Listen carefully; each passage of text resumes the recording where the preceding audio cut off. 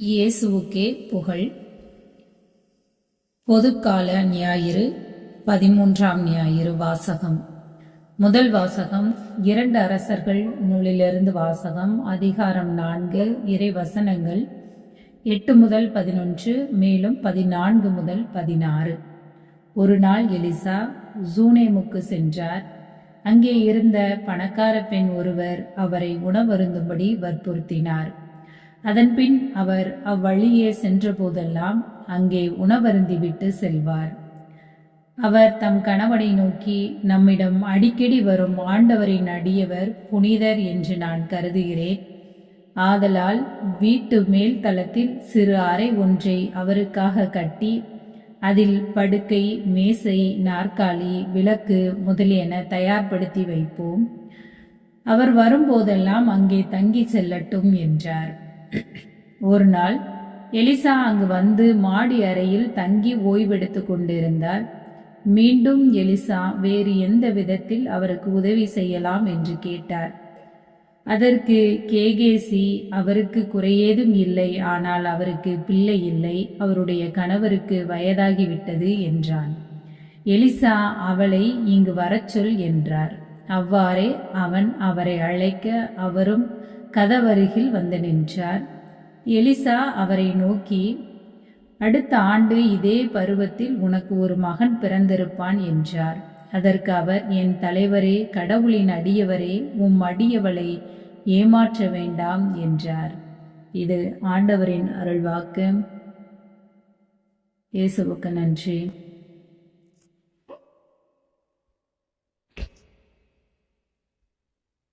இரண்டாம் வாசகம். தூய பவுல் ரோமையருக்கு எழுதிய திருமுகத்திலிருந்து வாசகம்.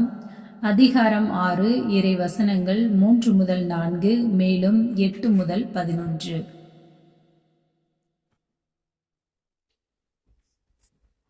திருமுழுக்கினால் கிறிஸ்து இயேசுவோடு இணைந்திருக்கும் நாம் அனைவரும் அவருடைய சாவிலும் அவரோடு இணைந்திருக்கிறோம் என்பது உங்களுக்கு தெரியாதா? இறந்த கிறிஸ்துவை மாட்சிமிகு தந்தை உயிர்த்தெழ செய்தார். அவ்வாறு நாமும் புது வாழ்வு பெற்றவர்களாய் வாழும்படி திருமுழுக்கின் வழியாய் அவரோடு அடக்கம் செய்யப்பட்டோம். கிறிஸ்துவோடு நாம் இறந்தோமாயின் அவரோடு வாழ்வோம் என்பதே நாம் கொண்டுள்ள நம்பிக்கை. இறந்து உயிருடன் எழுப்பப்பட்ட கிறிஸ்து இனிமேல் இறக்க மாட்டார். இனி அவர் சாவின் ஆட்சிக்கு உட்பட்டவர் அல்ல என நாம் அறிந்திருக்கிறோம். அவர் இறந்தார், பாவத்தை ஒழிக்க ஒரே ஒரு முறை இறந்தார். இப்போது அவர் வாழ்கிறார், அவர் கடவுளுக்காக வாழ்கிறார். அவ்வாறே நீங்களும் பாவ வாழ்க்கையை பொறுத்தமட்டில் இறந்தவர்கள், கிறிஸ்து இயேசுவோடு இணைந்து கடவுளுக்காக வாழ்கிறவர்கள் என்பதை எண்ணிக்கொள்ளுங்கள். இது ஆண்டவரின் அருள்வாக்கு. இறைவனுக்கு நன்றி. நற்செய்தி வாசகம்.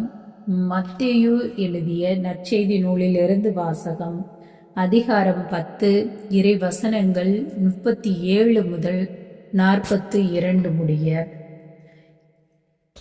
என்னை விட தம் தந்தையிடமோ தாயிடமோ மிகுந்த அன்பு கொண்டுள்ளோர் என்னுடையோர் என கருதப்பட தகுதியற்றோர். என்னை விட தம் மகனிடமோ மகளிடமோ மிகுதியாய் அன்பு கொண்டுள்ளோரும் என்னுடையோர் என கருதப்பட தகுதியற்றவர். தம் சிலுவையை சுமக்காமல் என்னை பின்பற்றி வருவோர் என்னுடையோர் என கருதப்பட தகுதியற்றோர். தம் உயிரை காக்க விரும்புவோர் அதை இழந்து விடுவர். என் பொருட்டு தம் உயிரை இழப்போரோ அதை காத்து கொள்வர். உங்களை ஏற்றுக்கொள்பவர் என்னை ஏற்றுக்கொள்கிறார், என்னை ஏற்றுக்கொள்பவரோ என்னை அனுப்பினவரையே ஏற்றுக்கொள்கிறார். இறைவாக்கினர் ஒருவரை, அவர் இறைவாக்கினர் என்பதால் ஏற்றுக்கொள்பவர் இறைவாக்கினருக்குரிய கைமாறு பெறுவார்.